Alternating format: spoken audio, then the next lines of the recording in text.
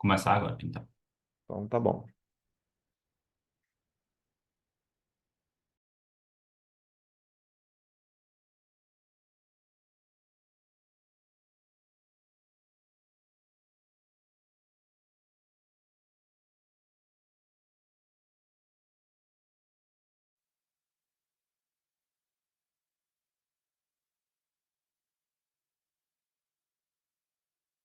Eu sou doutoranda da Universidade do Estado de Santa Catarina e hoje vou apresentar o artigo denominado Gestão Estratégica no Setor de Microfinanças, uma revisão sistemática da literatura, de minha autoria juntamente com o meu professor e orientador Everton Cancelier. Bom, esse artigo ele parte de dois grandes temas. De um lado, as instituições de microfinanças e de outro, as estratégias que são adotadas por elas. Isso porque essas instituições que surgiram com um objetivo social muito forte, né, de fornecer empréstimos para indivíduos de baixa renda e que eram excluídos do sistema financeiro tradicional, elas passaram por muitas mudanças nos últimos anos, que as obrigaram a olhar e também a seguir um objetivo econômico-financeiro. Nesse cenário, muitas instituições de microfinanças passaram então a rever a sua gestão, a procurar formas mais eficientes e eficazes de atuação, ou seja, estão focando cada vez mais no desenvolvimento de estratégias que as permitam reduzir os custos das transações e aumentar suas escalas operacionais. E dentro dessas transformações que foram verificadas aí nos últimos anos, então, cabe a gente analisar como que os estudos e as pesquisas estão evoluindo e contribuindo para o conhecimento desse fenômeno. Então, como pesquisadora dessas instituições, que foram também tema da minha dissertação, surgiram alguns questionamentos. Como está o cenário nacional e internacional das pesquisas relativas à gestão estratégica no setor de microfinanças? Quais são as contribuições das publicações sobre estratégia no setor de microfinanças? E o que ainda deve ser feito nessa área? Dessa forma, o presente estudo tem como objetivo elaborar um panorama da produção científica sobre gestão estratégica nas organizações de microfinanças, identificando assim as teorias, os métodos, as ferramentas ou os conceitos que estão sendo utilizados na aplicação dessas estratégias dentro das organizações. Para isso, foi realizada então uma pesquisa descritiva com abordagem qualitativa que fez uso da técnica de revisão sistemática da literatura. Para encontrar a produção científica, foram consultadas bases de dados Academic Search Premier, a nossa EBSCO, a Scopus e a Web of Science, utilizando os termos microfinance, microfinanças, or microcredit, microcrédito, combinado com strategy, com um asterisco no final. Então, estratégia, estratégico.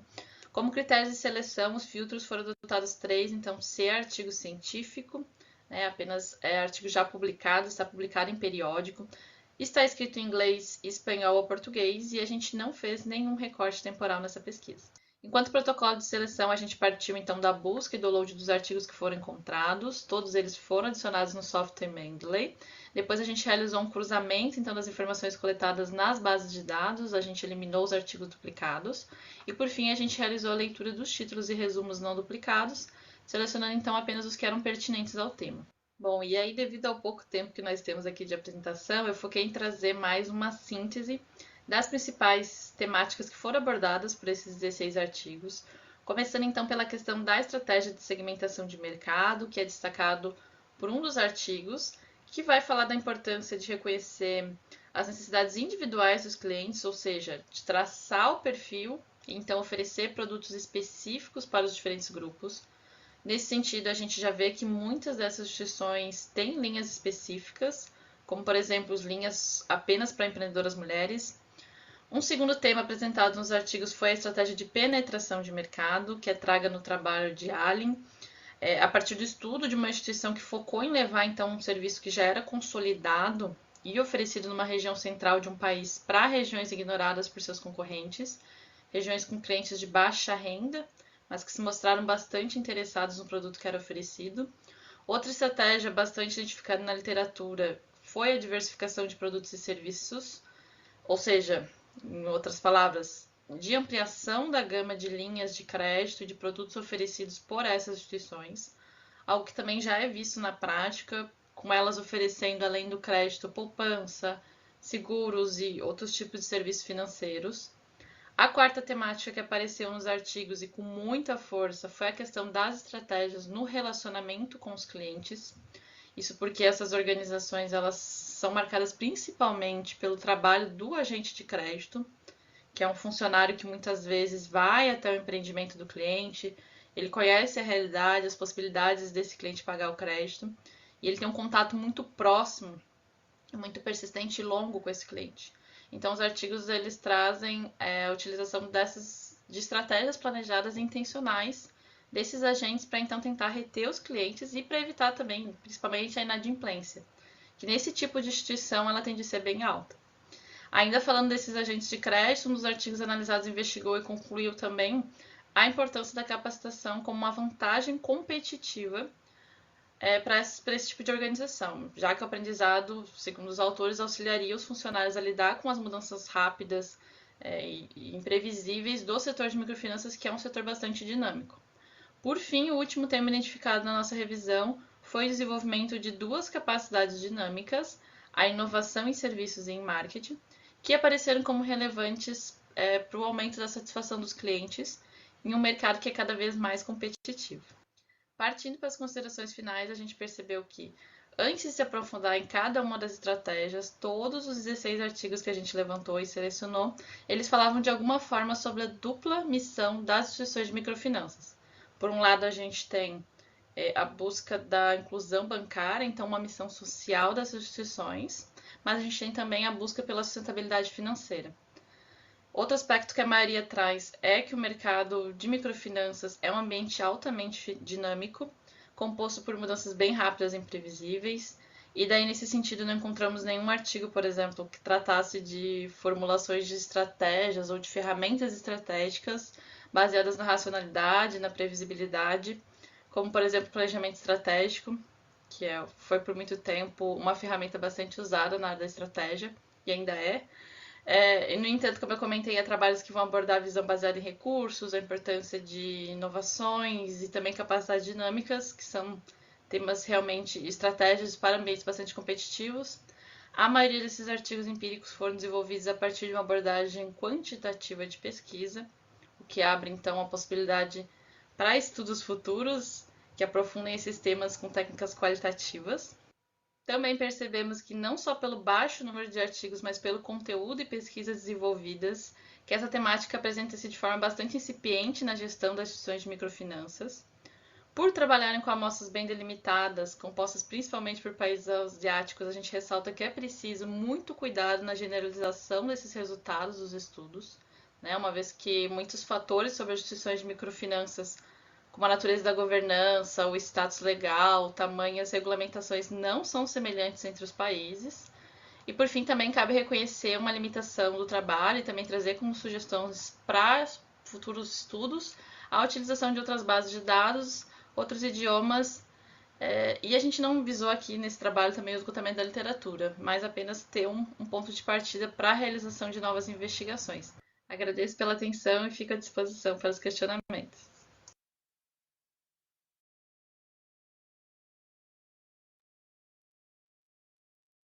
Bom, é isso.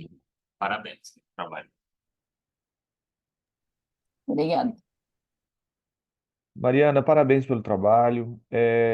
Nós temos o autor do Futuro e Estratégia aqui já. É a Luciane que entrou. Eu, Oi, Atos, tudo bem, Atos? Bom isso, dia. tudo bem? Bom Bom dia, dia. bom dia. Estamos aqui. Muito bem. Mariana, parabéns pelo trabalho, viu? A gente consegue identificar seu esforço, né, o compromisso aí com a pesquisa. De fato, é um tema que levanta, né, que estimula o interesse do leitor. Acredito que outras áreas poderiam aprender com o seu trabalho, isso é muito legal, muito importante. Eu não sei o que vocês acham agora. A gente pode, talvez, fazer rápidos comentários para cada uma das apresentações. Nós temos até às 10 horas, não é? A gente tem 4 artigos aqui. Eu devo fazer algumas rápidas considerações, né, com contribuições com o trabalho de vocês. E no final a gente tenta separar um espaço de tempo para poder discutir uns com os outros. Pode ser? Bem, Mariana, o que a gente tem no seu trabalho é uma uma revisão sistemática, né, como você chamou. Eu sugiro, claro que os apontamentos que eu faço aqui, sem demérito nenhum, não reduzem em nada a qualidade do seu trabalho. Mais uma vez, parabéns por desenvolver. Mas aqui no SEMEAD a gente tem a grande oportunidade, não é, de poder compartilhar com os colegas. Quando eu leio trabalhos como esse, o que, pelo menos para mim, né, o que mais que eu vejo assim, falei assim, poxa, o que que ela fez que eu poderia fazer também, né? O que que ela realizou que eu poderia ser útil para propor para os meus orientandos e tal?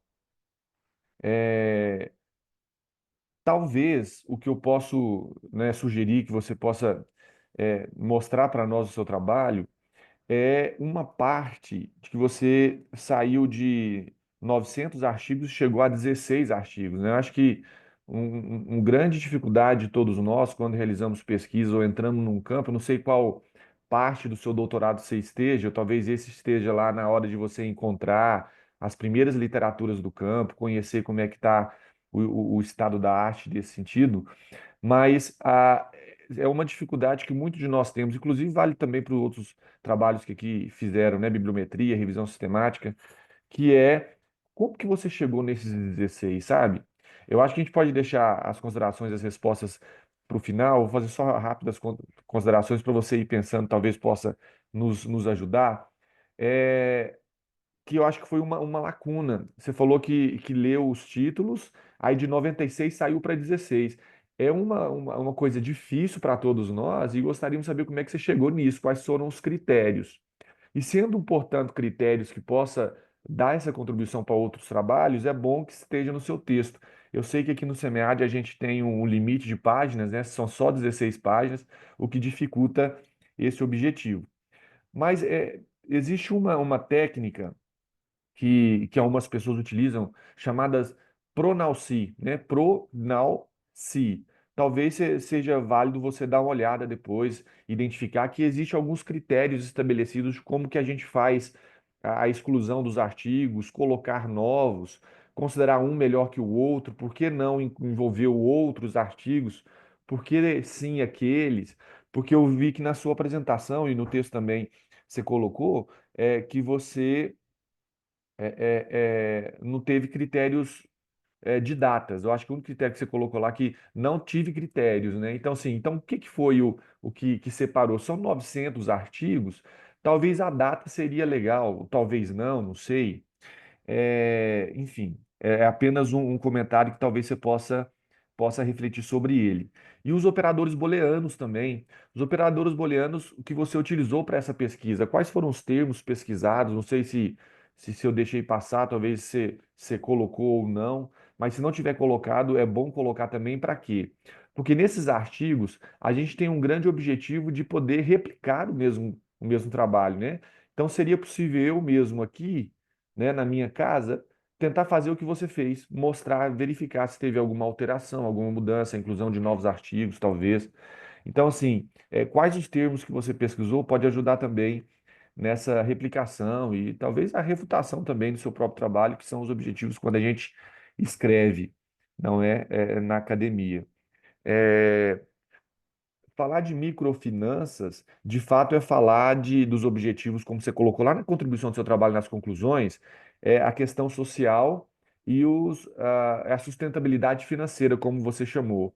Eu acho que essa contribuição, não sei, não lembro se você colocou como é, sugestão para futuras pesquisas ou como que você fez, mas talvez seja legal você dar uma guinada para a área de sustentabilidade porque sustentabilidade é a consideração financeira, a consideração social, porque sustentabilidade não é só abraçar árvores, né? Como diz, a gente tem o artigo o Gustavo vai falar melhor da ESG, eu vou deixar para ele falar, né, Gustavo? Então, assim, não é só abraçar árvore. Então, a gente tem o objetivo social, o objetivo de sobreviver ao longo do tempo, também do ponto de vista financeiro. Talvez seja algo legal que você também possa tratar no seu trabalho, aprender um pouco aqui com o Gustavo, né? Fez um belíssimo trabalho também, para tentar conduzir, né? Talvez é uma discussão que possa ser útil na aplicação da sua pesquisa.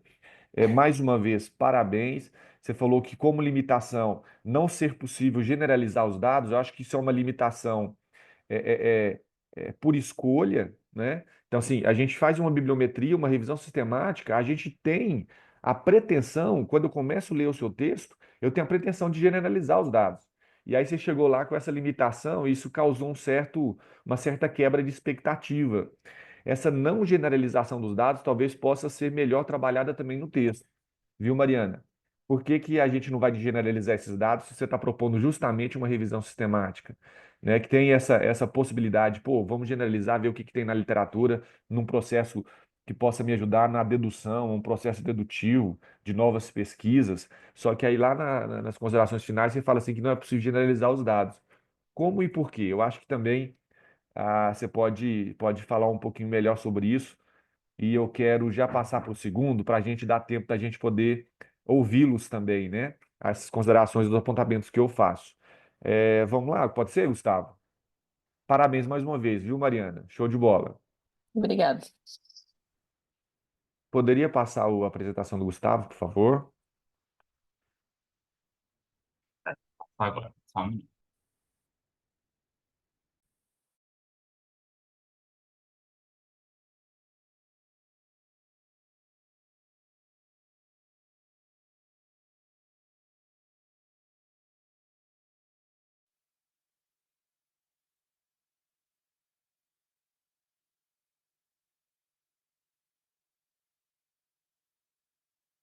É um prazer poder estar contribuindo aí com o evento da SEMEAD 2024 e hoje eu venho lhes apresentar um artigo que foi originalmente o meu trabalho de conclusão de curso, denominado Incorporação de Práticas de ESG no Planejamento Estratégico, uma análise de empresas do setor farmacêutico.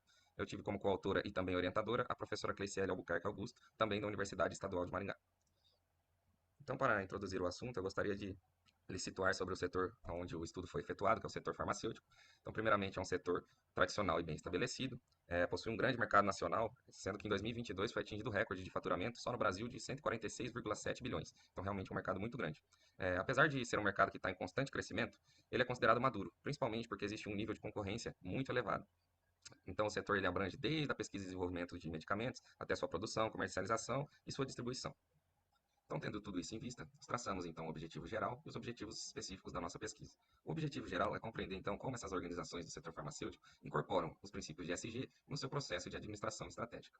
Os objetivos específicos são divididos em três, sendo o primeiro deles descrever como se dá o processo de administração estratégica das organizações estudadas, o segundo, identificar quais as práticas adotadas por essas organizações, e por fim, o terceiro objetivo faz uma intersecção entre esses dois temas, então buscando analisar quais etapas específicas desse processo são afetadas ou adaptadas graças a essas novas práticas de ESG que vêm sendo adotadas. Sim, o referencial teórico do artigo foi dividido nos dois principais temas abordados, sendo o primeiro o processo de planejamento estratégico e o segundo as práticas de ESG. Então, dando início aqui pelo processo de planejamento estratégico, ele é muito baseado na visão de Barney e Hesterly, que vê então o planejamento estratégico como um processo de etapas sequenciais, que se seguidas de forma satisfatória geram para uma organização a vantagem competitiva. Essas etapas eu não vou adentrar profundamente agora, pois abordarei logo em seguida na parte da análise, tá? Dando continuidade, então, vamos entrar agora nas práticas de ESG. Esse termo foi cunhado em 2024 por uma revista chamada Global Compact e um artigo chamado Who Cares Wins, que nada mais fez do que juntar três temas que já eram estudados anteriormente pela administração, que são chamados agora de três pilares. Esses temas são o pilar ambiental, o pilar social e o pilar de governança. A partir desse momento, eles passam a ser estudados de forma conjunta e não mais separadamente como eram anteriormente. Natureza qualitativa, do tipo descritivo. Foi-se efetuado um estudo de múltiplos casos, logo a seguir estarei apresentando as empresas e os entrevistados. A abordagem foi teórica e empírica, e as entrevistas foram efetuadas de uma forma semi-estruturada. Agora eu gostaria de falar para vocês sobre as empresas que foram estudadas. Aqui à minha esquerda nós temos um quadro com as informações mais detalhadas. Graças ao tempo ser curto, eu convido os senhores a pausarem o vídeo e lerem as informações com mais calma. Mas aqui eu gostaria de destacar que são três empresas de grande porte e as três são multinacionais. Isso foi bastante impactante no resultado da pesquisa.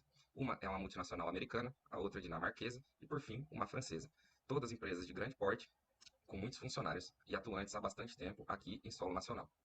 Temos aqui então o quadro do perfil dos entrevistados, onde eu gostaria de destacar alguns pontos. O primeiro ponto é que os três entrevistados são gerentes. Dois gerentes de HSE, que é Saúde, Segurança e Meio Ambiente, e uma gerente de Sustentabilidade. Então os três se encontram nos níveis táticos de sua organização. Outro ponto é que os três possuem um tempo vasto de experiência já na área, sendo o menor tempo de experiência da entrevistada 2, de 15 anos, e o maior da entrevistada 3, de 24 anos.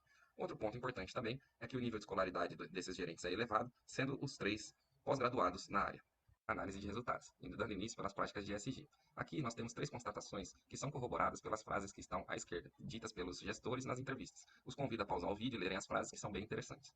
A primeira constatação é que as três empresas já apresentam práticas de ESG robustas e bem consolidadas. Isso se dá por dois fatores. O primeiro é que se trata de empresas de grande porte que têm que lidar com uma concorrência muito acirrada, e elas estão vendo nas práticas de ESG uma forma de obter vantagem competitiva. A segunda é que se tratam de empresas multinacionais, e é sabido que as práticas de ESG possuem uma tendência muito mais forte no exterior. A segunda constatação, então, é que as três organizações elas apresentaram grande interesse em divulgar essas práticas. Isso graças a também dois fatores. O primeiro é para tentar captar investimentos, sendo que essas três empresas são de capital aberto. E o segundo é para tentar fortalecer sua identidade em relação aos seus consumidores. Então, essas três empresas utilizam um método muito parecido para divulgar suas práticas, se tratando dos Annual Reports, que seriam então relatórios anuais demonstrando essas práticas e como elas vêm evoluindo dentro das organizações. Esses Annual Reports, então, são publicados no site das empresas, em relatórios de investimento e também nas redes sociais dessas empresas. Por fim, as três empresas demonstraram importar essas tendências internacionais. Tendo tudo isso em vista, vamos entender agora então quais são essas práticas já adotadas por essas empresas. Aqui à sua esquerda nós temos um quadro que divide as práticas conforme os seus pilares, então ambiental, social e de governança. Na parte ambiental, as três empresas demonstraram programas bem parecidos, que tem o foco no uso consciente de recursos naturais, na gestão de resíduos sólidos, e aqui uma diferença que eu gostaria de destacar, que a empresa 2 e 3 trabalha com a redução de emissão de carbono, enquanto a primeira não. E isso acontece simplesmente pelo fator de a primeira empresa não trabalhar com fábricas, com indústria no Brasil, enquanto as outras duas. Adentrando então o pilar social, ele foi dividido em duas categorias, a interna e a externa. Dando início então pela categoria interna, a empresa 1 e 2 apresentaram programas bem robustos em relação à saúde dos seus colaboradores, tanto mentais quanto físicas. A diferença aqui é que a empresa 2 também apresentou um programa bem desenvolvido de inclusão de minorias.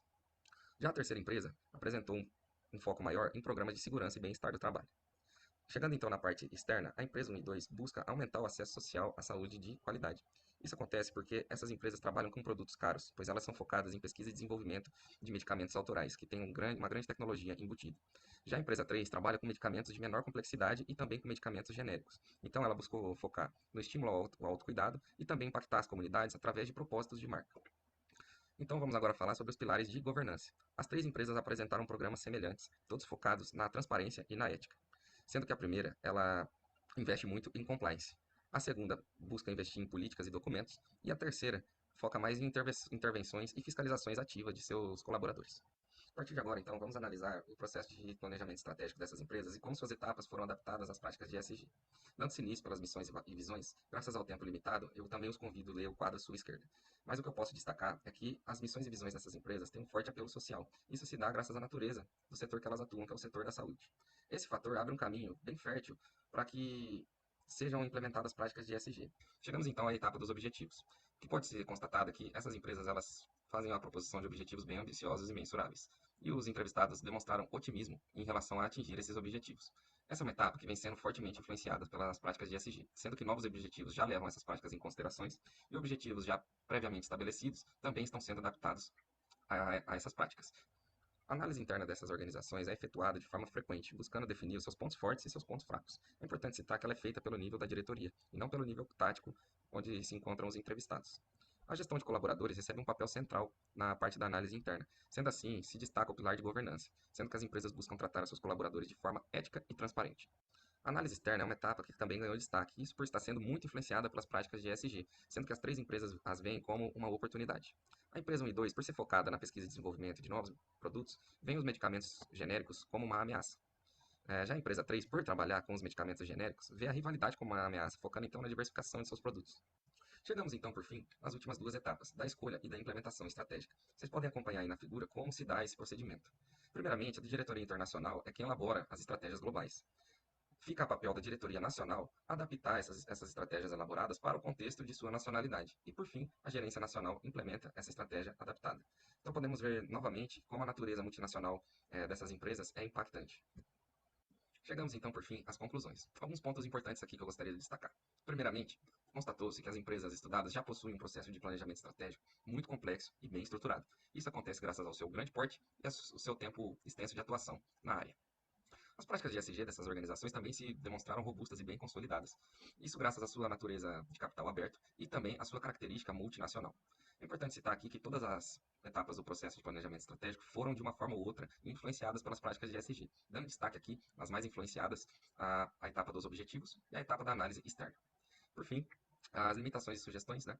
Para um trabalho futuro, acho que seria interessante tentar diversificar o recorte de entrevistados, tentando atingir os outros níveis da pirâmide. Então, tentar atingir também os níveis operacionais e de diretoria. Outra sugestão é que se tente atingir empresas de diferentes portes, não só de grande porte, e também empresas nacionais. Isso seria interessante, pois abriria a possibilidade de se comparar as práticas de ESG, tanto nacionais quanto internacionais, e também ter uma visão se empresas de pequeno porte já aderem também a essas práticas. Então, enquanto eu passo as referências, eu gostaria de agradecer demais a atenção de todos e a oportunidade de poder estar participando e contribuindo com o evento. Muito obrigado, desejo a todos um ótimo dia. Gustavo, muito obrigado, viu? Obrigado pela apresentação. Vocês são feras para apresentar, viu? São profissionais nesses vídeos aí. Daniel, Muito você bom. percebeu que estava acelerado o vídeo? Eu É, coloquei ele todo em 1.5, porque senão para não alcançar daria os dois tempo. minutos. Eu tenho esse problema de falar demais, mas acho que deu para entender bem, né? Foi ótimo, foi ótimo. E a sugestão de, se vocês quiserem pausar o vídeo e dar uma olhada, tá ótimo. É isso mesmo. Parabéns pelo trabalho, também mostra grande dedicação, né? Só quem está fazendo o texto sabe como é difícil fazê-lo. Então, por isso, as contribuições, as indicações que eu faço aqui, nem de forma alguma vai reduzir a qualidade do seu texto, tá bom? Pelo contrário, a gente tem a ideia de provocar aqui, né, como é o objetivo do Congresso, algumas reflexões, para a partir dessas reflexões você dar uma ideia, né? De talvez seja útil, talvez não, talvez você considere ou não. A primeira coisa que eu poderia falar do seu trabalho, né, é quanto aos objetivos. Na apresentação você colocou objetivo geral, específico. É, tudo bem, né, sem nenhum problema. Isso é comum em TCC, em dissertações e teses. No artigo, a gente não tem espaço e nem tempo para falar de todos aqueles objetivos específicos, então se tornam muitos objetivos para a mesma pesquisa. O que a gente considera num paper é você pegar um daqueles objetivos específicos, colocar como objetivo do seu paper e desenvolvê-lo. E aí, lá no seu texto escrito, né? Eu dei uma olhada lá, né? Li o seu texto escrito, mais uma vez, parabéns. No entanto, existem muitos objetivos lá, muitos objetivos que talvez possa, primeiro, ou confundir o leitor, né? Segundo, dar uma expectativa que talvez você não cumpra no restante do trabalho. E terceiro, exige, talvez, que você gaste muito esforço para atingir muitos objetivos. Então, isso torna, talvez, a descrição na introdução do seu objetivo não tão adequado.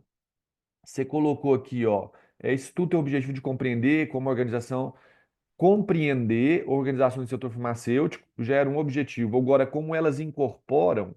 Aí o termo incorporar já é um termo, não sei se eu estou. Minhas pesquisas são mais qualitativas.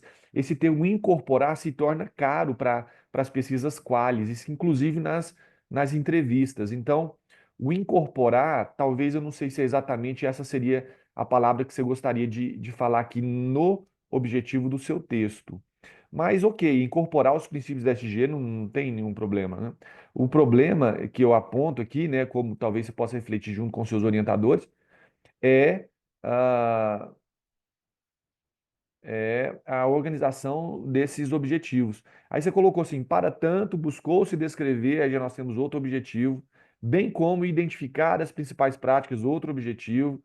Aí no final você colocou, ademais, buscou-se ainda analisar quais etapas específicas, outro objetivo, entende? Então a gente tem aqui a multiplicidade de objetivo que talvez seja importante você dar uma olhada novamente. Eu sei que o SEMEAD é para isso mesmo, né? Talvez você apresente o texto que não, a gente considera não prontos, né? Textos em congresso, justamente para isso, para a gente poder discutir, trocar ideia. E outra questão que eu queria verificar contigo. A gente tem em entrevistas, né, a saturação, né, da entrevista. Então, quer dizer, a gente não tem a pretensão de quantitativamente mostrar todo ou a quantidade de argumentos, de posições daquele campo que você está estudando, mas as multiplicidades de vozes ou de interpretações, né, dentro de uma metodologia qualitativa que você propôs. Então, assim, não é que 3 entrevistas não é o suficiente, não é isso. mas em algum momento do seu texto você tem que colocar como que elas conseguiram te possibilitar alcançar os objetivos que você propôs. Pelo fato de você não ter organizado muito bem a multiplicidade dos objetivos na introdução, essa parte naturalmente ficou deficitária. Então, assim, eu não consigo entender, não consegui verificar se as 3 entrevistas foram suficientes. Ou talvez seria melhor uma quarta, uma quinta, uma sexta, porque para ver se alcançou ou não esses objetivos. Então, a gente tem a captura desses dados, né, que tem que estar claro no seu texto. Foi por quais métodos? Como é que você escolheu esses 3? Conveniência é um critério possível, mas você pode, mas tem que colocar, ó, foi por conveniência, porque o autor conhecia os 3 entrevistados, ou, enfim, foi por meio das maiores, das melhores, foi por meio de uma entrevista. E como que foi feita a análise dessas entrevistas também? Para além da indicação da análise de conteúdo, a gente tem que colocar quais foram as categorias analíticas, porque você colocou que foi feita categorias analíticas, mas talvez o processo de análise dos dados, a gente não foi muito claro como é que foi feita a análise dos dados, a captura e a análise, né? Por exemplo, questões como ética foram passados, garantido termo de livre consentimento, alguma coisa nesse sentido, como foi feita a captura, a escolha e a análise dos dados. Na pesquisa qualitativa, é importante mostrar o suor do pesquisador na coleta e análise desses dados, para além da quantitativa, que nós temos lá o p-valor, né? Provei lá que mais de 5% de nível de confiança, tal, mostrei lá os dados. Na qualitativa, a gente tem que mostrar o suor por meio dessas etapas. Então, eu indico e mostro como é que eu realizei, cumprindo o objetivo ah, de garantir a replicação da sua pesquisa. Eu quero replicar a sua pesquisa aqui na minha cidade, por exemplo. Como é que eu posso fazer isso? Né? E a possibilidade de também refutar os seus resultados. Eu encontrar resultados diferentes por meio do mesmo percurso metodológico. Então, acho que pô, seria possível também, talvez depois a gente apresentar todos, te dou a palavra para você poder nos dar essas respostas, talvez, algumas considerações para a gente poder contribuir uns com os outros aqui. A triangulação também talvez possa ser importante, né? Triangulação na captura, na análise, né? É, pode ser uma contribuição bacana. A contribuição empírica foi o seu foco. Então, eu tenho a literatura, tenho o que se é posto na literatura, portanto, eu vou a campo. Então, a minha análise empírica é a principal contribuição do seu trabalho. E, mais uma vez, parabéns. Quanto às limitações que se apresenta, é importante dizer que a limitação do trabalho não é as suas escolhas. Por exemplo, eu fiz a escolha de analisar o setor farmacêutico. Então, a minha limitação não é o fato de ser o setor farmacêutico, porque foi a minha escolha. A minha limitação não é a quantidade de entrevistas, porque foi a minha escolha. Eu escolhi realizar a quantidade de entrevista. Então, algumas das suas limitações lá, se você ler novamente, você vai verificar que algumas limitações foram as suas escolhas. Então, nenhum problema quanto às suas escolhas. As suas escolhas foram as suas escolhas. E a gente bate no peito e fala assim, ok, essas aqui foram as minhas escolhas. Agora, a limitação do trabalho é com a questão relacionada à abrangência e tal, e outros critérios que de fato são limitações, né? E aí você propõe futuras pesquisas, isso nas suas conclusões. Parabéns mais uma vez. Eu vou passar para o próximo, já para a gente garantir esse tempo, né? E aí a gente vai ter um segundo momento para poder ouvi-los, tá bom? Quanto a essas considerações. Obrigado mais uma vez. Parabéns, Gustavo. Show de bola. Agora o nosso amigo Atos, é isso? Vamos lá, Atos.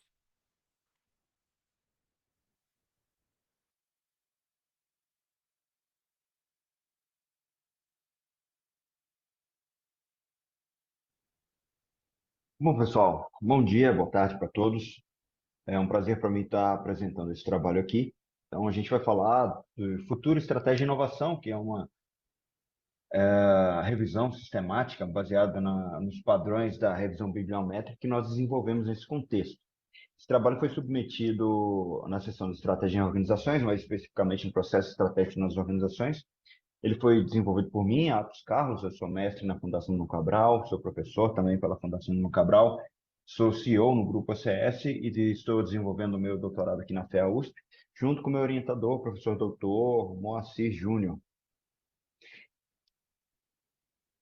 Então, o objetivo central desse estudo foi iniciar um projeto de pesquisa onde nós mapeamos toda a literatura que trata de estudos do futuro no planejamento das estratégias organizacionais.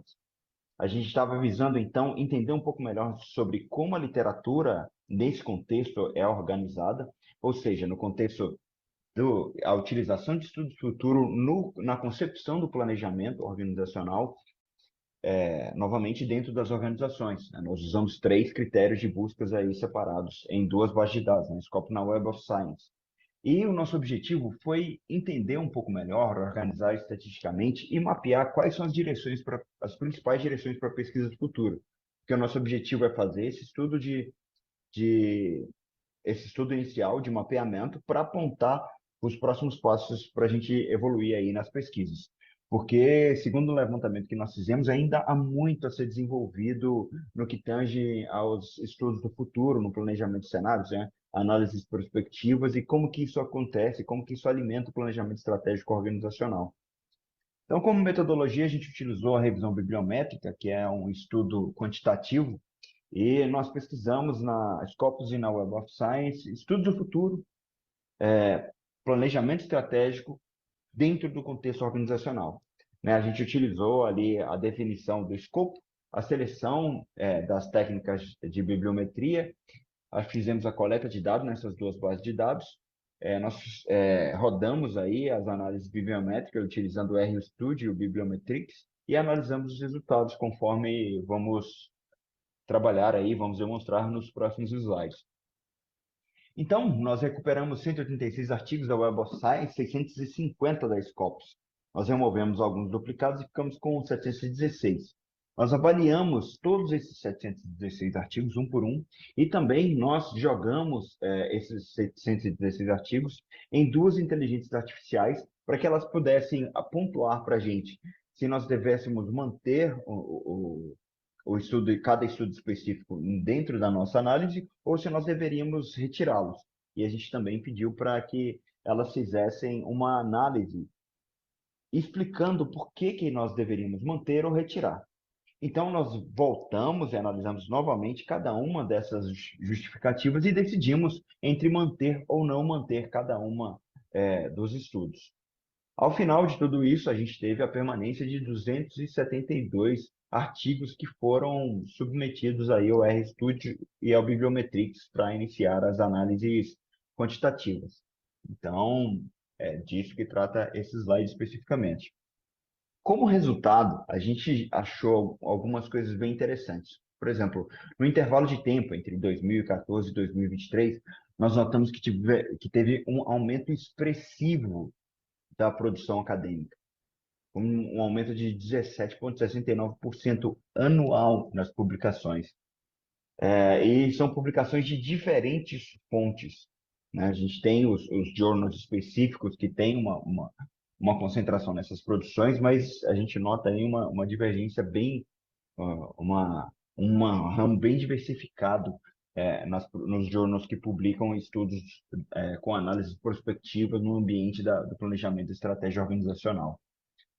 Ao avaliarmos os países principais na produção, nós encontramos a Itália como o país que mais produz, mais publica nesse sentido, com 37 publicações, empatado com o Reino Unido também com 37.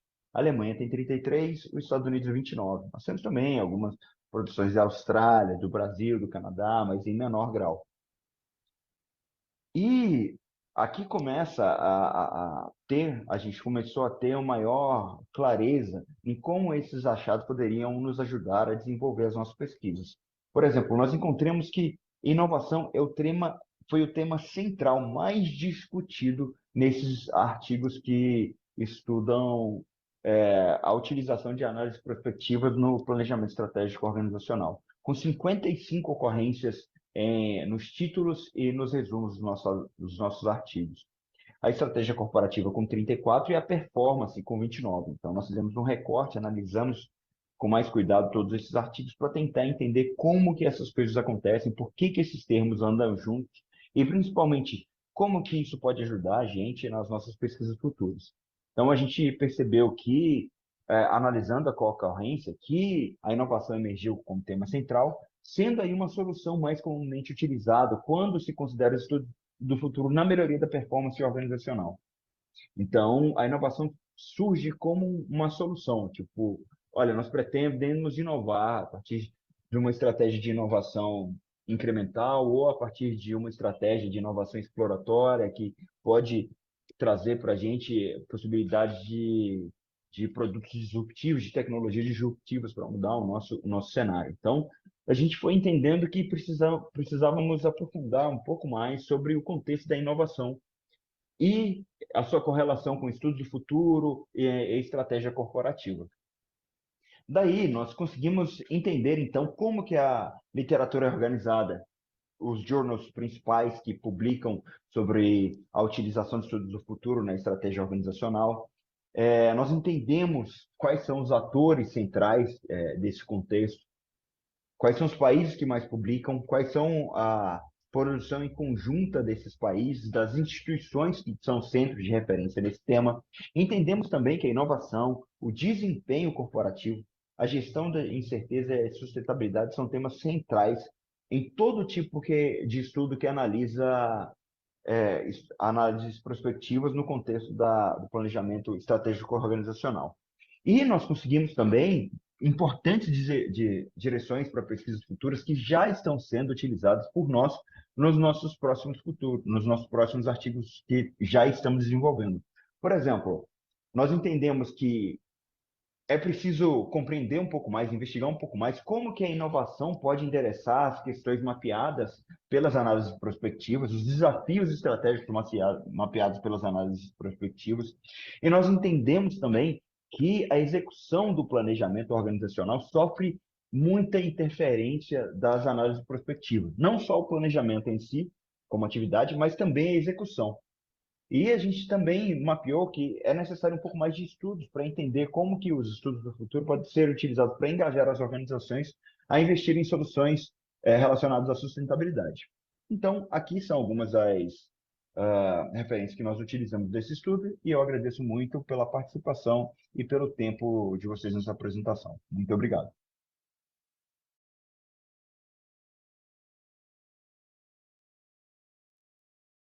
Atos, parabéns. Também de igual forma, devo parabenizá-lo. Parabéns por nos mostrar aí os potenciais do RStudio, do Bibliometrix. De fato, são sugestões, contribuições para outras pesquisas muito interessantes, porque eu acho que todos nós, em algum momento, seja no mestrado, no doutorado, ou mesmo orientando alguém no TCC que seja, vai passar por esse momento, né? De olhar o campo, ver o que que se tem, o que que se escreveu sobre aquilo, e são técnicas muito interessantes que você apresenta para nós.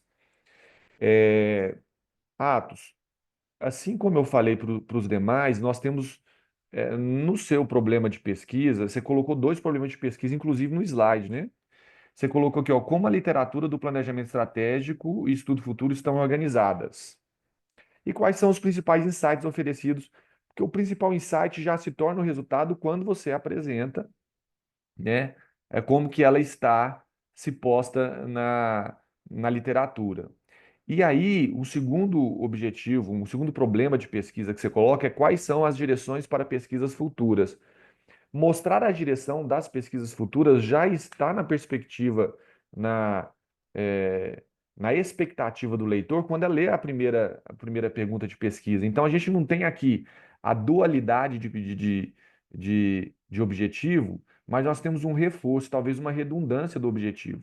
O objetivo ficou muito claro, a gente compreende que é uma bibliometria, a gente sabe quais são as expectativas que o leitor vai assumir, e daí a gente não tem um problema.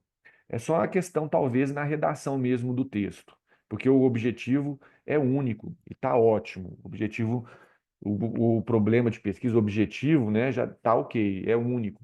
mas ele foi escrito de maneira de 3 vezes, né?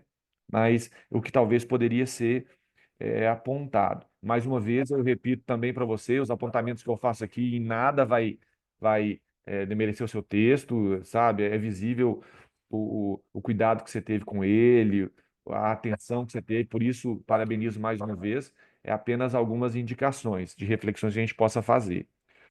Você colocou o cachorro aqui dando problema, gente, problemas do online. Oh, fica quieto, rapaz. É, a justificativa, você colocou como justificativa, agora você vem aqui, né? Daqui a pouco vou ter que te mostrar para o pessoal. É, você colocou como justificativa que ainda há muito a ser investigado, sabe? Isso lá na introdução. Aí eu pergunto, ainda há muito a ser investigado? Talvez isso aqui não seria uma antecipação dos seus resultados? Porque é exatamente isso que a gente gostaria de ver como resultado da sua bibliometria. Se há muito a ser investigado, se há alguma lacuna na literatura. E aí talvez você surpreende o leitor com essa informação. Então, talvez aqui seja é, como se a justificativa, os resultados foram a sua justificativa. Entendeu? Eu vou fazer esse texto porque há muito a ser investigado, mas o objetivo é verificar se há muito a ser investigado. Entende a questão de lógica aqui? Então, se o objetivo da bibliometria é verificar se há lacunas, ela não, o fato de existir lacunas não deveria justificar o início da bibliometria, se de fato é as conclusões que ela possivelmente vá alcançar. Então, talvez isso seria mais uma contribuição que justificativa para o início do seu trabalho. E também, de igual modo eu falei com a Mariana, eu também fiquei com dúvida, porque você saiu de 716 artigos e chegou a 272 por meio da inteligência artificial. Qual inteligência artificial que foi essa? Como que foi rodado isso? É, porque depois que você rodou no R, não é isso? Não sei se eu estou enganado, talvez você possa me responder. Depois é que você rodou no R, esses 272. Pelo menos foi o que eu entendi ao ler seu texto, talvez eu esteja errado. Você pode talvez me esclarecer. Você saiu de 716 para 272, menos da metade, por meio de um procedimento que não ficou muito claro. Eu queria entender. Não estou falando que está errado, nem que está certo, estou só querendo entender como é que você chegou nesse 272. Porque você falou na apresentação do seu vídeo que foi por meio de inteligência artificial. Aí, como é que foi isso? Eu queria que talvez você pudesse nos explicar para a gente aprender contigo. E para te motivar também a refletir sobre isso, porque de fato foi uma dúvida que eu tive enquanto leitor. Ah, a bibliometria, na minha visão, não estou falando que é correta, mas na minha visão, a bibliometria, ela de fato, ela busca perguntas como, quais, quantos, porque ela é uma análise sistemática mais quantitativa, não é? E você trouxe, e aí já vai um elogio, né? E você trouxe a compreensão, né? Então, compreender as direções que está mais ligado a uma revisão sistemática. Então, assim, parabéns pelo trabalho, é muito interessante ver essas direções que você nos mostrou. A aplicação do RStudio, do Biomimetrix também é muito legal.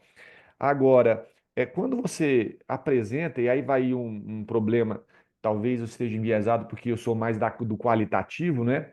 Mas quando você apresenta quadros ou informações no texto que você não discute escrevendo sobre aquilo, me deixa um pouco incomodado, digamos assim, quanto crítico mesmo. Por exemplo, você apresentou os países, né, principais que promoveram essa escrita. Por quê? Qual que é a relação? Por que Itália? Então, assim, há alguns questionamentos que apresenta para o leitor e não são respondidos. Agora, se não tem problema, então tira, né? Assim, é uma reflexão que eu deixo aqui. O que que você quis dizer com essas questões? Então, essas informações soltas, talvez, ou explique melhor, ou ela se torna indiferente para as nossas conclusões, para o alcance do seu objetivo. O seu objetivo é entender as direções, como que se estrutura o campo nessas temáticas. Falar dos países onde foram escritos tem alguma uma ajuda, auxilia ao alcance desse objetivo? Então, assim, eu acho que Itália, não lembro, você pode me lembrar, 37 artigos. Aí o segundo foi 35. Então, esses números têm alguma relação, alguma questão? É assim como, viu, Gustavo? Aconteceu no seu também, que você colocou lá a questão de gênero, por exemplo. O Gustavo colocou lá assim, o gênero. Os meus entrevistados é mulher, homem, mas não discutiu gênero. Então não precisa, né, sabe? Não, por que que essa informação é relevante para o leitor? Entende? Ou, vou colocar a quantidade de anos que ele tem. Beleza, então, porque eu estou querendo mostrar um exemplo, tá? Só. Que a maioria deles é a partir de 50 anos, né? Teve um artigo que a gente estava conversando ontem sobre artesanato, e aí os entrevistados eram, assim, de 50 anos a 82. Ó, legal, é uma informação importante. A gente vai falar então sobre a questão geracional, que eram pessoas que trabalham no artesanato, que estão aposentadas, né? Então, ou aposentados. Então, assim, tem a ver com a pesquisa, vai me ajudar a alcançar o objetivo. Agora, as informações que não nos ajudam, talvez não sejam tão relevantes ser colocadas no texto.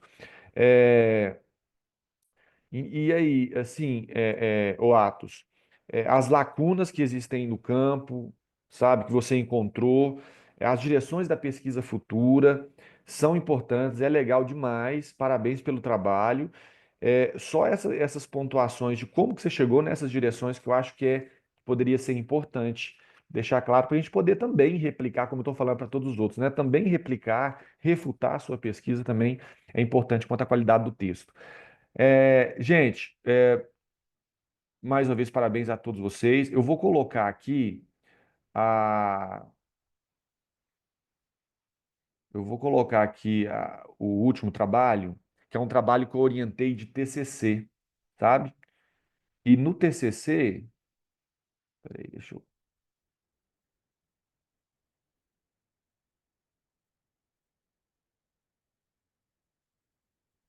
Aqui é a do ato. Deixa eu maximizar aqui. Vocês estão vendo a tela aí?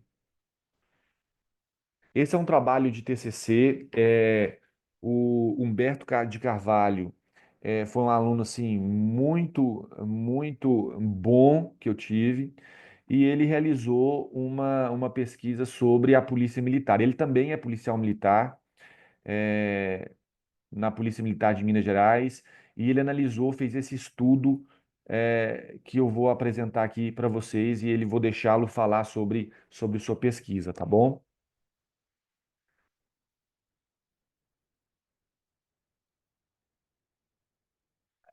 Tá saindo áudio, pessoal? Não? Ah, não. Quando Não. tu for compartilhar, tu precisa colocar a opção do lado para compartilhar o som. Ah, vou compartilhar o som. Ó, Agora vai dar certo. Olá, bom dia a todos. Eu sou Humberto de Carvalho, especialista em inteligência de segurança pública pelo IF Sul de Minas. Vou apresentar um estudo cujo tema é o processo estratégico nas organizações. Esse estudo foi desenvolvido por mim, juntamente com Henrique Vendramini Caetano, também especialista em inteligência e segurança pública, pelo IF Sul de Minas, sob orientação do Dr. Daniel Vitor de Souza Ferreira, da Faculdade de Gestão e Negócios da Universidade Federal de Uberlândia. O título do nosso trabalho é A Influência da Atividade de Inteligência no Policiamento Ostensivo, um estudo sobre uma unidade operacional da Polícia Militar.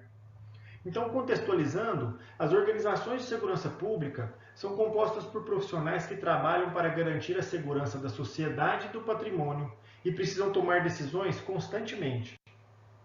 E é papel da inteligência produzir conhecimento oportuno para que possa influenciar diretamente a tomada de decisão, melhorar os serviços e otimizar o emprego do policiamento ostensivo.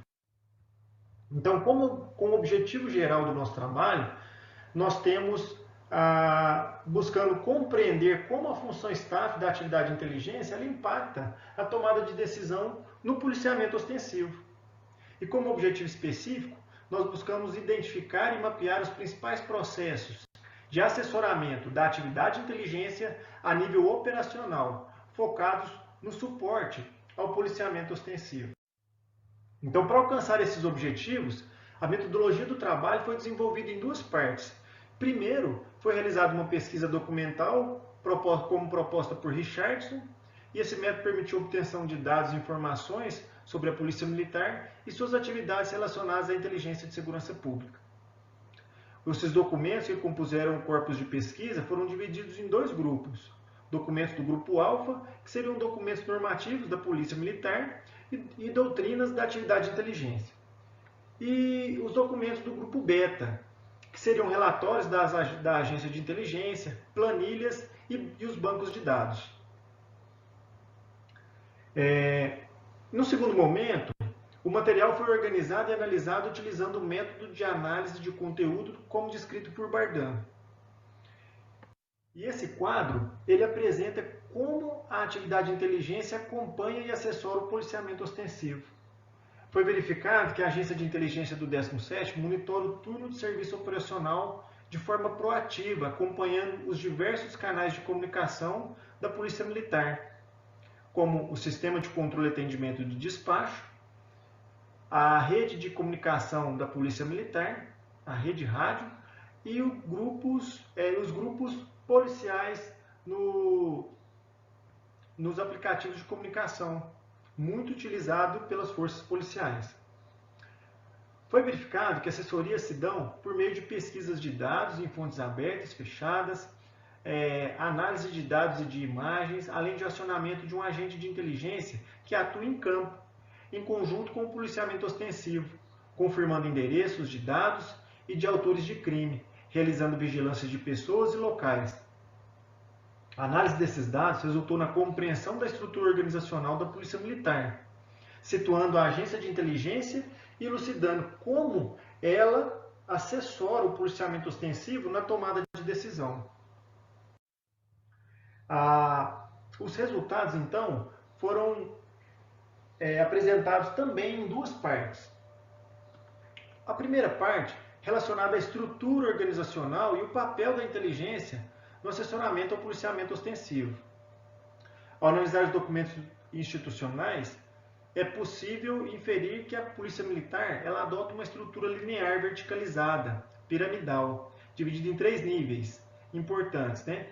O nível estratégico, o nível tático e o nível operacional, estando o 17º Batalhão situado nesse terceiro nível, como pode ser observado na figura à esquerda. Já na figura direita, observa-se que a atividade de inteligência do 17º, como staff, ela se comunica diretamente com toda a estrutura, sem seguir canais de comunicação formal, facilitando então o assessoramento aos militares da atividade fim, aquele militar que está nas ruas, em campo. Então, a partir do corpus de pesquisa, foram criados processos específicos para ações realizadas pela agência de inteligência em cada tipo de assessoria. E para isso, utilizou-se uma ferramenta de fluxograma. O software utilizado foi o Visage Modeling.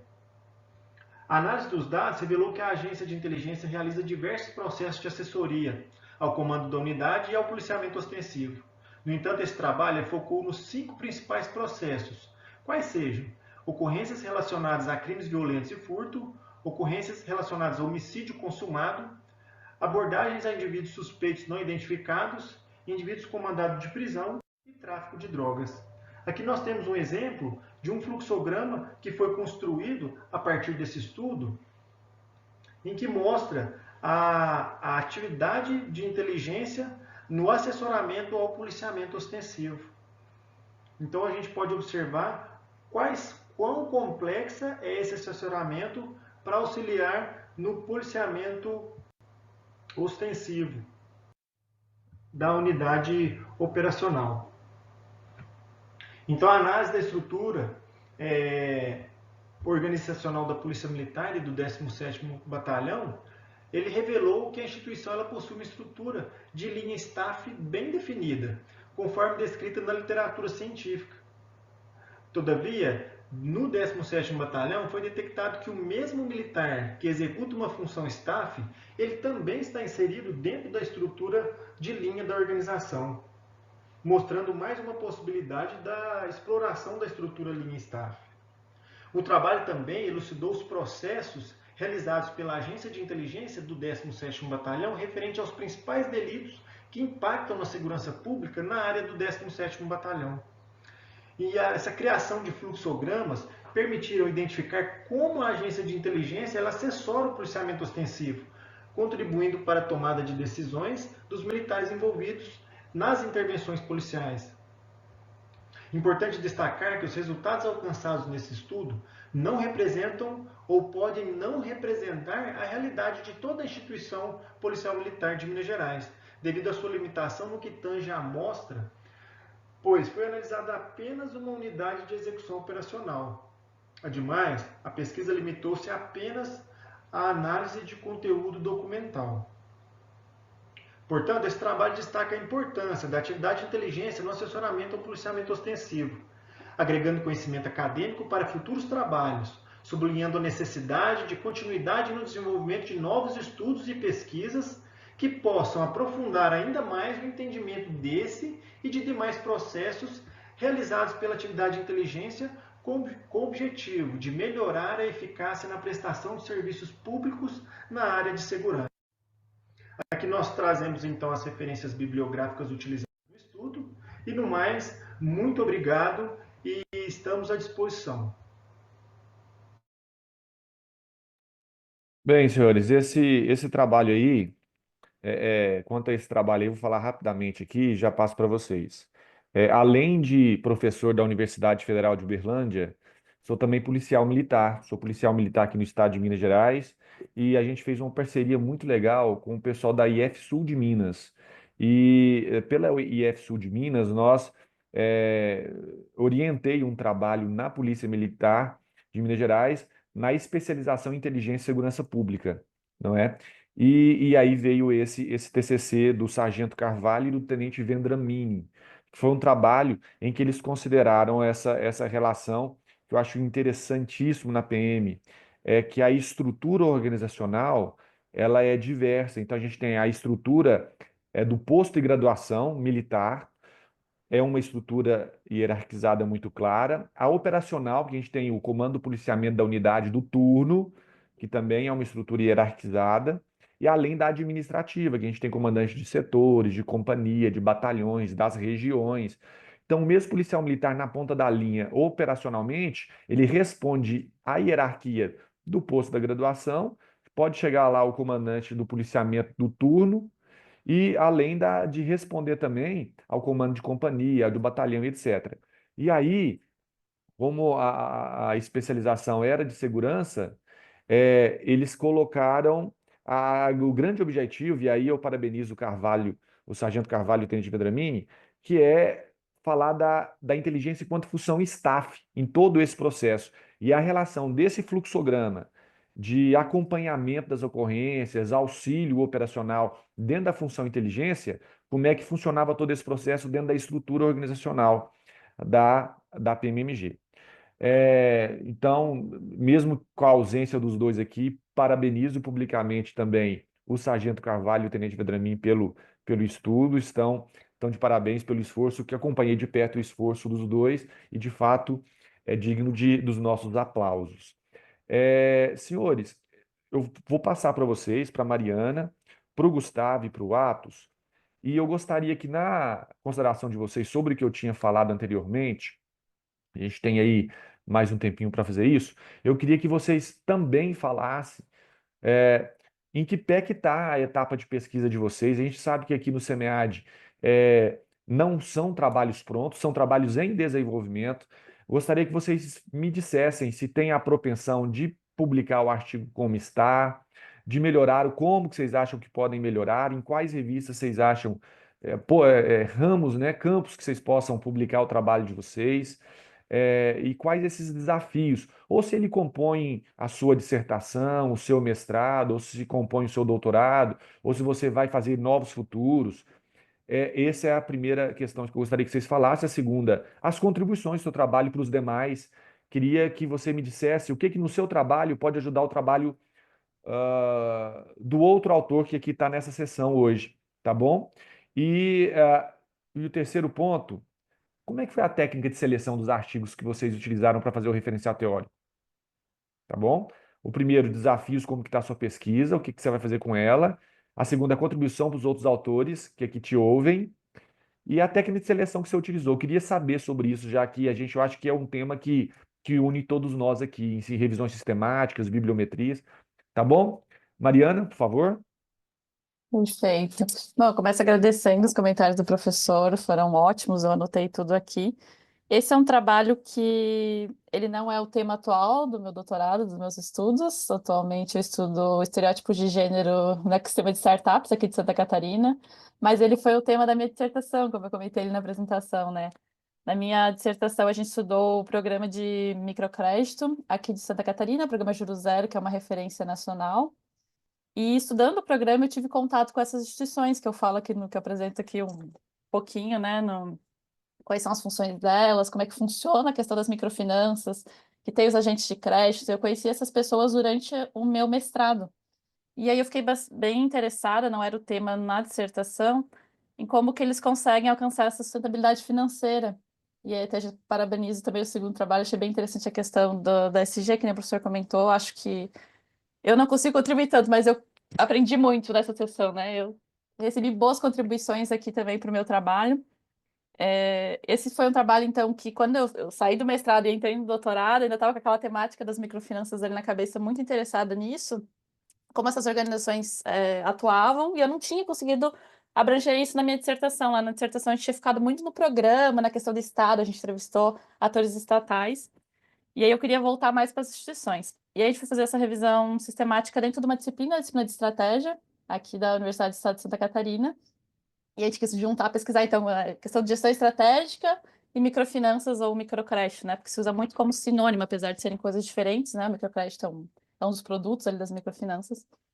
E, bom, falando das contribuições especificamente do professor, da questão metodológica, essa questão de pular de 423 artigos ali duplicados para 16 foi uma questão que eu já tinha escutado esse comentário também anteriormente, que realmente causa bastante estranheza. A gente até tentou separar e botar 93 depois da leitura, mas realmente foi um trabalho muito grande de braço de leitura, realmente foi feito leitura de todos os resumos desses artigos.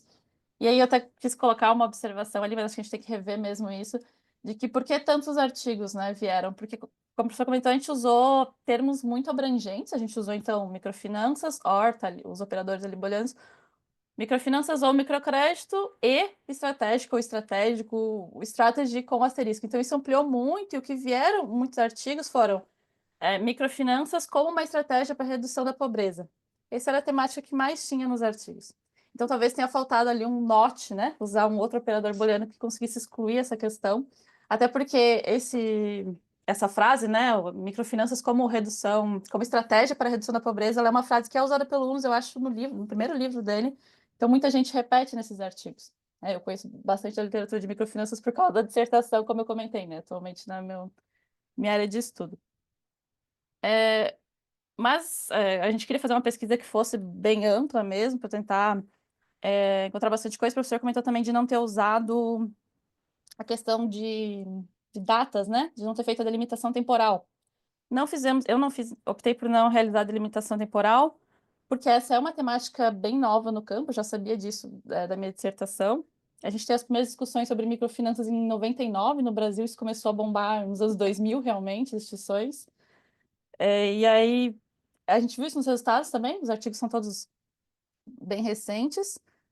Já passando para a questão da generalização ali dos dados, realmente eu falei no vídeo ali a questão da generalização, mas eu vi no artigo que eu coloco só, né, ter cuidado com generalizações lá no final nos resultados, e isso muito porque a maioria dos artigos que a gente teve contato são artigos que vão falar de experiências de países asiáticos, a gente não tem nenhuma experiência do Brasil, falando sobre instituições aqui do Brasil que tenha estudado isso. Estudado as estratégias dessas instituições, estudado elas especificamente. A gente tem muito sobre programas. E aí eu quis colocar isso porque a gente sabe que, dependendo do país que a gente está estudando, a gente vai ter governanças diferentes, regulamentações diferentes, então as estratégias de lá vão ser diferentes das daqui. Então isso ficou muito na minha cabeça, assim, a gente não pode generalizar, a gente não pode generalizar, mas realmente é a função da revisão sistemática que a gente tem esse primeiro contato com um amplo, né, com o tema. Mas, em geral, seria isso. Eu queria agradecer muito de novo as contribuições e tudo que eu aprendi na sessão. Obrigada. Eu que agradeço, Mariana. Obrigado pelas suas considerações, viu? Muito bom. E boa sorte no continuar das suas pesquisas, viu? Quero ver seus trabalhos publicados e lembrar de você aqui na sessão, viu? Muito legal. Gustavo, por favor. Claro, agradeço demais também, professor, pelas suas contribuições. Já vou começar falando aqui, antes que eu esqueça, estava escutando a Mariana e eu tive uma dificuldade no meu trabalho bem parecida com a dela. Por eu tratar do tema de ESG também, que é muito recente, bibliografia aqui nacional brasileira foi bem difícil de encontrar.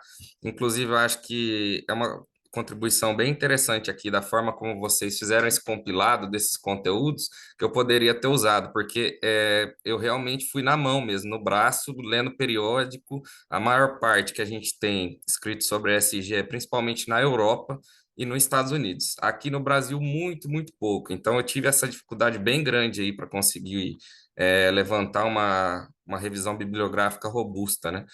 É, É, é, Desculpa, uma parte, por favor, Gustavo. Quando eu não sei, assim, a minha visão, tá? Minha perspectiva. Quando a gente afirma na academia ou no campo da literatura que há pouco escrito, é difícil a gente falar isso, porque considera-se sob quais critérios? As melhores revistas, as indexadas, porque é, é, um tema que é escrito a partir dos anos 2000, a- desculpa, assim, como é que a gente chama lá na área do direito? Data vênia, né? Desculpe discordar, né? Mas a gente tem algumas publicações importantes na área da SG, no campo da administração, viu, Gustavo? A gente tem, talvez eu possa depois compartilhar com você alguns artigos, nós temos bastante literatura de SG. 24 anos, a partir dos anos 2000, não é pouco tempo na produção acadêmica, tá? Mas tudo Não, bem. sim, professor, sim, não. O que eu quis, talvez eu me expressei mal. O que eu quis dizer é que, em comparação com o internacional, ainda não tem o mesmo volume, entendeu? Claro que sim, tem bastante coisa já publicada aqui, mas eu acho que não tem o mesmo volume comparado com lá fora, né? E, inclusive, a minha escolha de fazer o estudo em empresas multinacionais veio desse ponto, que eu gostaria de ver essa interação aí no planejamento estratégico, por eu não sei, talvez foi uma preconcepção minha que talvez não estivesse correta, mas eu senti que nessas empresas elas já tinham mais bem desenvolvidas essas práticas, né? Então foi essa Uhum. escolha. Aliás, o senhor tinha perguntado por que que eu tinha escolhido essas empresas, essa escolha veio daí.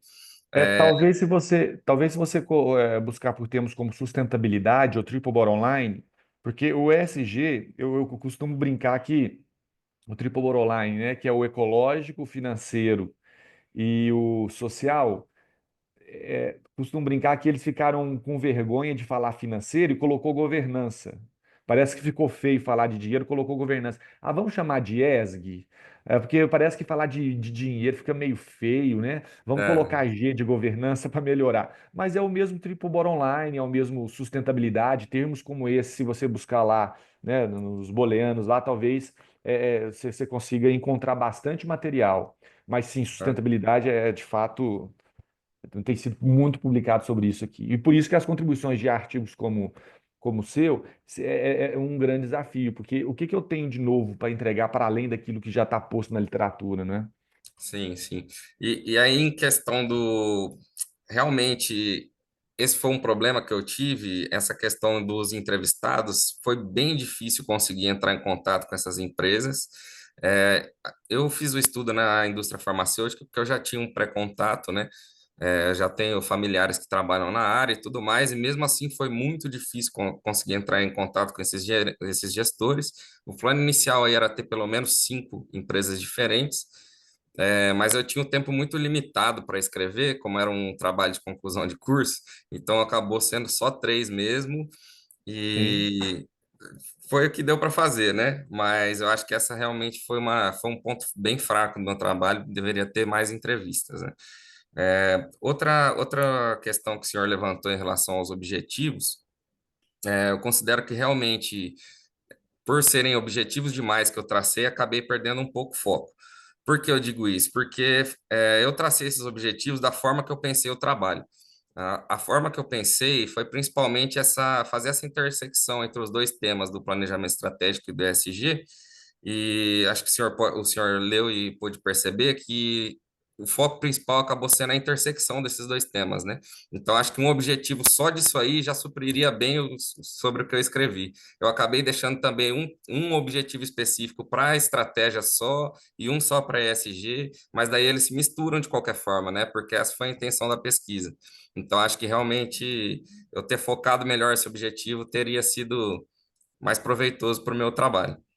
É, acho que é isso que eu posso dizer. Agradeço demais de Esse não é novo. um problema grave, não, viu, Gustavo? Isso aí é só questão de redação do texto mesmo. Você melhora esse texto assim, nesse sentido.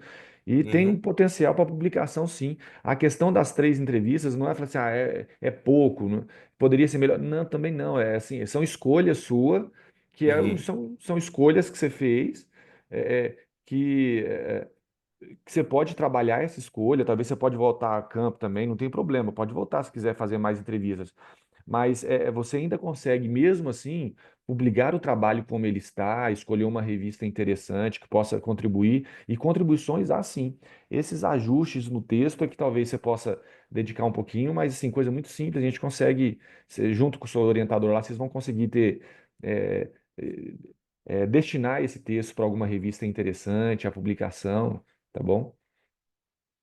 Ótimo, professor. Acho que o que eu tinha para falar era isso. Agradeço novamente. Muito obrigado.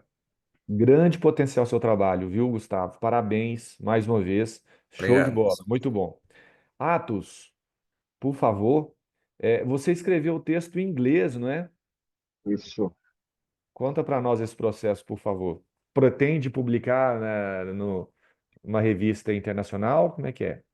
Sim, sim. A ideia é publicar em uma revista internacional e eu estou indo para fazer um período na Bélgica, Universidade de Antuérpia, um programa de pós-graduação que a USP tem com a universidade. Aí eu já deixei tudo em inglês para facilitar.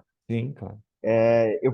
Como a gente está com pouco tempo, eu vou tentar passar rapidinho aqui nas coisas que eu anotei. Então, sobre a minha Tá. pesquisa, ele faz parte da minha tese de doutorado, que é em 3 artigos. A primeira foi tentar mapear geral o que está acontecendo para eu me aprofundar em cada um dos eixos. Aí eu já selecionei esses eixos, já fiz uma sistemática usando Prisma em dois diferentes construtos que eu identifiquei, duas diferentes áreas que eu identifiquei. Só que hoje, quando eu olho para trás, esse foi a mãe, né, o primeiro trabalho de todos esses da minha dissertação, eu vejo ele com muita gratidão, porque ele me ajudou a chegar onde que eu estou, mas com muito potencial de melhoria, né? Por exemplo, agora eu já vejo que eu poderia delimitar melhor os grandes campos que eu resolvi me especializar, porque isso cresceu, cresceu, cresceu e me deu um modelo no final onde eu falo da estratégia, da execução de curto, médio e longo prazo, e utilizando ali inovações exploitativas e explorativas para curto, médio e longo prazo. Então, ficou uma coisa bem legal. Só que eu gostaria que ele apontasse mais para essa região. Então, eu vou trabalhar mais um pouco. E eu vejo ali que, dependendo do nível da revista que você vai submeter seu paper, eles pedem algo além da bibliométrica, né? Normalmente a bibliométrica é uma base para você conseguir desenvolver um estudo ainda mais legal. E uma das coisas que eu quero fazer É, é dividir entre grandes. desculpa, desculpa a parte, Atos, mas de fato eu tenho também percebido, concordo contigo, que nas publicações de bibliometrias a gente está tendo uns certos desafios, assim, umas certas resistências das revistas nessa publicação. Inclusive, Mariana está aí Exato. ouvindo, também fez uma bibliometria.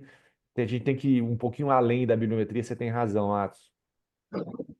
Exato. Então, qual que foi a minha ideia? Como eu estou seguindo outros 3 eixos que veio dessa bibliometria, eu vou deixar mais claro cada um desses eixos, selecionar ali os autores principais deles e vou tentar entrevistá-los. Que aí a gente conversa sobre Legal. como que está o tema, quais são os principais gaps hoje em dia, quais são os objetivos de pesquisa futura, ouvi-los, mas aí tratar os dados para cada um e trazer, agregando a pesquisa. Eu acho que aí, assim, fazendo todos esses ajustes, né, mexendo, colhendo as contribuições, você me deu uma excelente ideia quando você falou do país, porque eu tenho algumas pesquisas que analisam a, o perfil dos executivos de cada país e sua tendência de utilizar ou não planejamento de mais a longo prazo, né? A gente tem uma concordância, por exemplo, que o Brasil é um país um pouco mais imediatista. Tem dificuldade de pensar em, por exemplo, 5 anos, 10 anos, isso é difícil. Agora, quando a gente vê, por exemplo, a Coreia do Sul, Japão, são planejamentos, o pessoal está acostumado com planejamento de muito longo prazo. Estados Unidos, por exemplo, planejamento de longo prazo, o Canadá. Então, dá para fazer essa correlação para tentar tecer se isso está fazendo sentido ou não com o número de artigos publicados. Então, eu acredito que fica mais rico, sim, a discussão com isso. Aí, essa vai entrar agora com essa questão do. A gente não vai ter tempo. Eu anotei uns pontos também dos colegas que eu queria perguntar e também contribuir, mas como não vamos ter tempo, eu vou tentar responder aquela questão da inteligência artificial, né? Eu não lembro nessa versão que eu submeti no SEMEAD, mas a versão original eu explico os strings de pesquisa, eu explico como que foi feito cada um das exclusões e por que que a gente tomou essa decisão, mas a gente colocou todos os artigos no Excel, né, os resumos, a gente leu e deu o nosso veredito sobre se ele deveria continuar ou não na nossa base. Aí depois a gente pegou e pediu, jogou todos os resumos na inteligência artificial com o prompt que eu coloquei no artigo específico. Aí pedi para ela falar se ela exclui, se ela deixaria, se ela não deixaria e a justificativa. Aí eu peguei a justificativa dela e a nossa justificativa e comparei e fiz uma terceira análise decidindo no final, opa, considerando o que a gente fala, considerando o que a inteligência artificial, que é o ChatGPT-1, fala, e considerando o que o Gemini, que é do Google, fala, que eu utilizei duas inteligências artificiais, a nossa decisão final vai ser manter ou deixar, e esse foi o resultado dos 272 artigos. Ufa, que daqui. Legal, olha, embora eu sinta também uma certa resistência, dificuldade de publicar bibliometrias, né? Eu ainda sinto isso também nos periódicos, enfim, no campo de publicações, mas o seu texto tem grande potencial mesmo de verdade, assim, muito interessante, né? Trabalhar com o futuro nas organizações é muito legal. Mas essas considerações, essas questões, bom conhecer também que pé que está seu trabalho. Parabéns pela atividade, pelas suas pesquisas. Também espero vê-los aí nesses periódicos aí, ler suas publicações e sua pesquisa. Parabéns, Atos, show de bola. Sucesso aí na sua caminhada. Tá bom? A questão do trabalho do Tenente Vedramini e do Carvalho, eu vou falar assim, 30 segundos, se vocês me permitem, tá bom? É sempre a consideração da grande potencialidade da Polícia Militar participar ativamente dos problemas locais entre as pessoas. Por exemplo, questões pontuais e problemas sociais que a todo momento ali, quem faz presente, então, é a Polícia Militar. Então, compreender esses processos, essas estruturas para esse policial que está lá todo dia, se tornou importante a análise, sabe? Então, o serviço de inteligência da segurança pública tem-se numa estrutura como se fosse algo do top, do estratégico, lá em cima, e ele mostra uma perspectiva da inteligência da segurança pública realizada nas práticas cotidianas, operacionais, do dia a dia. Isso, o Carvalho, o Tenente Carvalho, o Tenente Vedramini e o Tenente Carvalho foram muito felizes nessa abordagem, na minha perspectiva, sabe? Do policial militar que está lá resolvendo um problema de um carro que não tem placa, ele precisa do serviço de inteligência para entender onde é que está aquilo e qual estrutura organizacional, em qual processo que ele poderia se embarcar. Eu vou ligar para o chefe, no chefe do meu chefe, eu posso ter acesso à inteligência lá da capital. E você está no interior, num estado que tem 853 municípios, obviamente com sua grande maioria de interior. Como é que a inteligência central poderia auxiliar esse policial na ponta de linha lá embaixo, numa estrutura hierarquizada, tão fortemente estruturada como é a estrutura militar? Então, acho que é isso. Parabéns também ao Carvalho e ao Tenente Vedramini, que aqui não esteve, mas ainda assim merece o nosso reconhecimento de parabéns, embora esteja militando em causa própria, porque eu fui orientador deles também, não é? Mas parabéns mais uma vez, Mariana, obrigado por estar aqui, obrigado por nos ensinar um pouco também, né? E estar aqui pronta para refletir sobre o seu trabalho. O mesmo digo para o Gustavo, obrigado, Gustavo, sucesso para vocês nessa caminhada da pesquisa. Excelente congresso que está no finalzinho, né? Mas tem grandes ações, mesmo que no online, que pode nos ajudar e nos auxiliar nesse difícil, embora prazeroso, percurso das nossas pesquisas, da ciência. E parabéns, Atos, parabéns para você também. Obrigado por estar aqui. Desejo sucesso a todos vocês e tchau, tchau. Estamos aqui à disposição sempre, viu? Obrigado. Até mais, pessoal. Tchau, tchau, gente. Foi um prazer conhecê-los, viu? Bom dia para vocês. Então, tchau, muito Sucesso, bom obrigada. evento para vocês.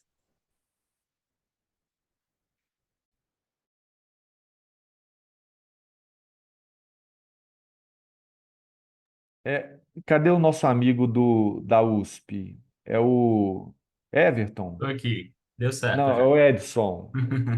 Ô Edson, obrigado, viu, meu amigo? Obrigado também. Boa sessão. Você tem mais alguma questão para falar? Não, não, eu já coloquei tudo no chat aí, acho que a galera já acessou o link e fez aí a pesquisa. Beleza. Ô Edson, muito obrigado, viu? É, Obrigado também. qualquer coisa estamos à disposição, meu amigo. Valeu, obrigado. Tchau, tchau.